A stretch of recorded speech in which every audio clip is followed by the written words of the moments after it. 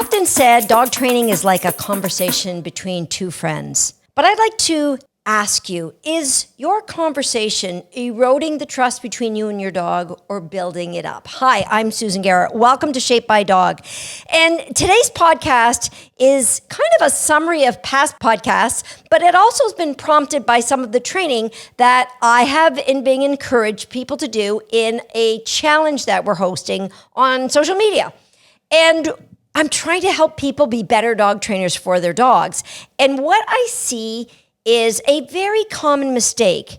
And it's a mistake that's put a lot of assumptions into dog training. And today I'm going to give an example of how you teach a dog to retrieve. So I'd like to have you start thinking about, if you had a new puppy or a rescue dog, how would you go about teaching that dog to retrieve anything to you? You know, let's just say a toy. Let's start with a toy. Because traditionally, any kind of training happens in one of two ways. It's a lured behavior in that, I don't know, I guess it would be difficult to lure a dog to retrieve something. But traditionally, behaviors are trained either with a food lure to get a dog to follow that. And in that case, you create the behavior with food, but the dog really doesn't understand the behavior. It relies on many, many repetitions of you luring and the hope that the dog will identify the pattern. We're patterning the repetition, and after hundreds of patterns of getting them to do the thing, they will figure out what that thing is. That's one way people have been training a dog. Another way is what my mentor, Bob Bailey, calls lumping behavior. And that is you create behavior either through encouragement or through enticement, and quite often the retrieve falls into that one. I'll get to that later. But think about this. This has happened to me, and maybe it's happened to you. I have traveled to many European countries for the Dog Agility World Championships. And in many of these countries, people don't speak English. And so I like to go to the grocery store and buy fresh fruits and vegetables. Being a vegan, I often will make my own food when I'm overseas. And so it can get problematic for me. Take, for example, I'm in a grocery store and I'm asking for a carrot. Now, you might think that's simple, but it's difficult to meme out, I need a carrot. And just for fun, I had a few members of our team share with you how they say carrot in their native language. Gajo. Garrett, Garrett. Garrett, gajar. Carrot in Swedish, morot. In Spanish, zanahoria.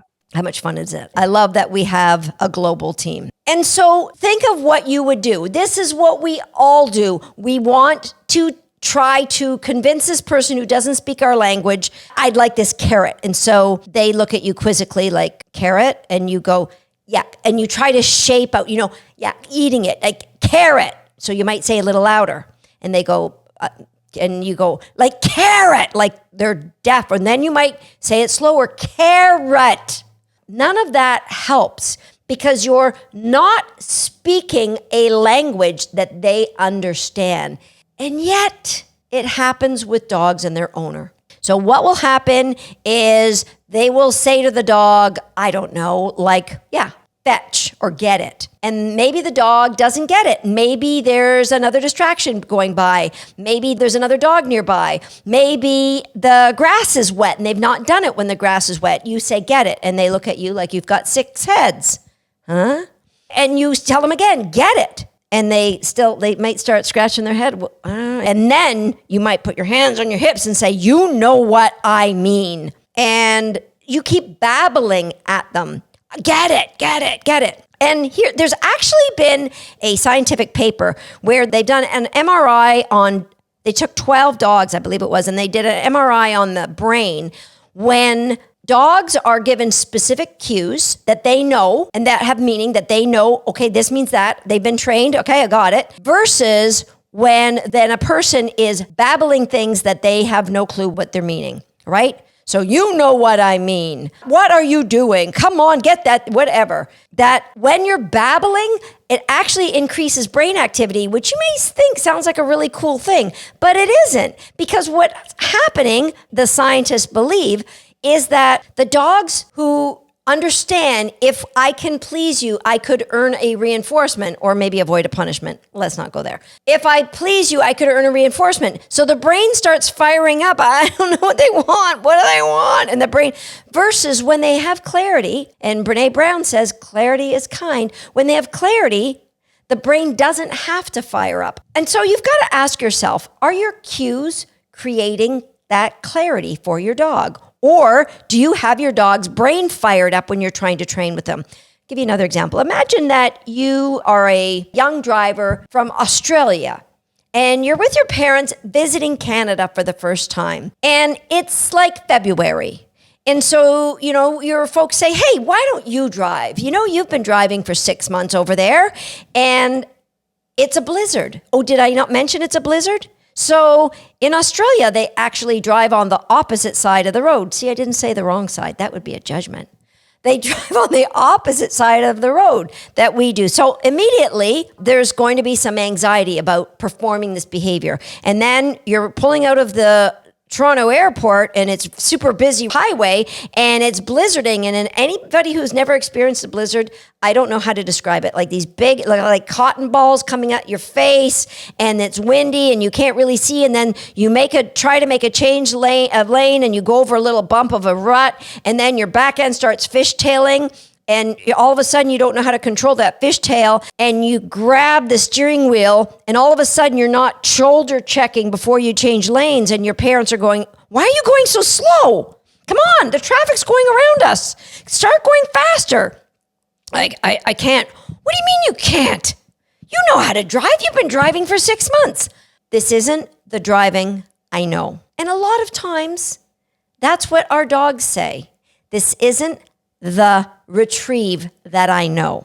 And what I talked about in episode number 114 is we've got to believe the dog's feedback. We've got to be able to take in the dog's feedback. The dog's feedback is their behavior. So if you ask them to sit, for example, in the online challenge that we had, it was a challenge that we put a dog in front of a jump, and then there was 3 different levels for this challenge. So number 1, you put a dog in front of the jump, you lead out, and do they stay there? Then you praise them and release them and give them a reward. That was like building confidence. And then the next challenge was you put the dog in front of the jump, you put a big pile of cookies out in front of them just before the jump, and then you went out in front. Now, did the dog leave and go and eat the cookies? Did the dog go over the jump when you asked? Like if the dog went to the cookies and started eating the cookies and you're going, you know how to jump, you know this. This isn't the jump picture I know. And the next level of challenge was you put your dog in front of the jump and you get another dog. While your dog's sitting there, you go out and do fun things with that other dog. Will that dog stay there? If the dog leaves, they're just saying, this isn't the jump sequence I know. All right? Just like that kid from Australia driving in the poor, blizzard in Canada. This isn't the driving I know. When our dogs give us that feedback, we got to thank them. We've got to say, this is awesome. But what do people do instead? They go, no, hey, oh.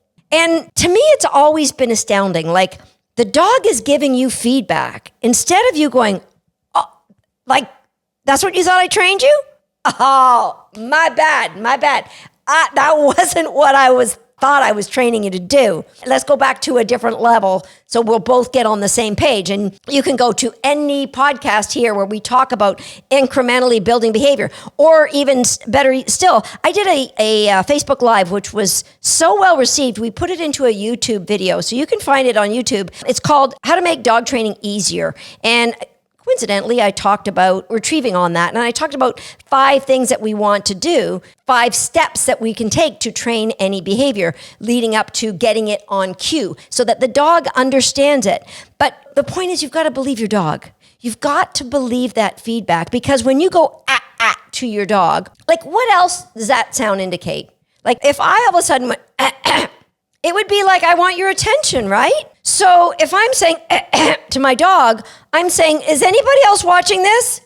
Would you come and witness the cluster that I've done in training my dog to do something I thought that they knew? So when you're saying, you're not saying you're bad. You're saying, my bad. Hey, why don't y'all come over and see this? My bad. Right? That's what you are really saying. Your dog knows that's what you're really saying because No one on the planet knows what the dog has learned except the dog. And the only way they can share with you what they've learned is their behavior. And if their behavior isn't what you expected, you've put them in a blizzard in Toronto. You're bad, right? No big deal. We all do it. We all do it. And you can backpedal and go, okay, we can fix this. I can create clarity so that every interaction isn't firing off neurons, so that every interaction is creating calm clarity for you. That's what I want. That's what I'm looking for. All right? So ask your dog, every time your dog does something unexpected that you thought they knew, ask yourself, what's my dog trying to tell me? What is it? It's really obvious. That's why whenever I train my dog, I always have a video camera on so I can look back and go, okay, what's my dog telling me now? Oh, she's telling me that. She's super confident with this behavior and I've done a good job. Okay, well done, Susan. All right, what about this one? Yeah, we look like we got a little snowstorm going in Toronto here, so I got to backpedal, go back to something that she knew really well, and then add those layers slowly so that I can grow that confidence. Okay, let's talk about the retrieve. Typically, when somebody teaches a dog to retrieve, what do? They get the dog excited about the toy, maybe get them, oh yeah, they're going to interact. Look, they like this toy, and then they throw it. It might be like a puppy that knows like so little, right? A puppy that has so little relationship with you. Yet we make this big toss of a toy and say, yeah, go get it. And guess what? I would say a good percentage of the puppies or rescue dogs will chase that toy that you've got them excited about. Oh yeah, we're prey driven. We'll go out and we'll chase that toy.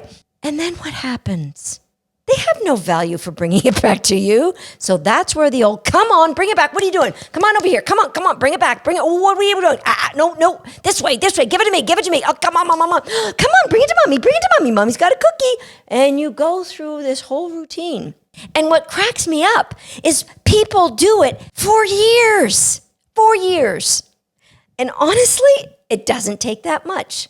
So I want to teach my dog a retrieve, and I want to do it with clarity. So first thing I want to do is establish what's value. Now, this is exactly how I taught it in that YouTube video I spoke about. And also, if you refer to episode number 113, where I teach how to teach a cue, you'll see very similar steps. We need to establish what's value.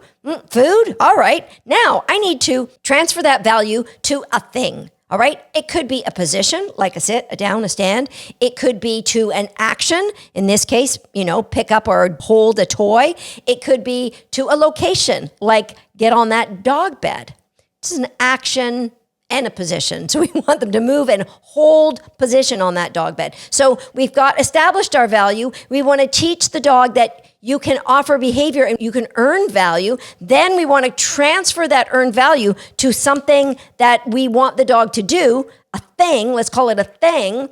And now we're going to get many repetitions of that thing. So we're going to transfer the value and the dog's now offering it. We got to put it on cue, all right? You want to see this in action, go to that YouTube video where I actually shaped my puppy to do this with a Frisbee. I kind of screw her up a little bit too. You'll see that there. So shaping behaviors using value, I'm questioning, what do you understand now? There's 10 layers to how I teach a retrieve. I don't throw a toy out. I do everything really, really close to me so that the dog can have success. They don't have to try and run, chase, pick up, carry, deliver directly to me, let go when I ask. Those things all get broken into layers so we have clarity. You want to create clarity for your dog so that the neurons don't go firing when you're working together and that you don't end up babbling.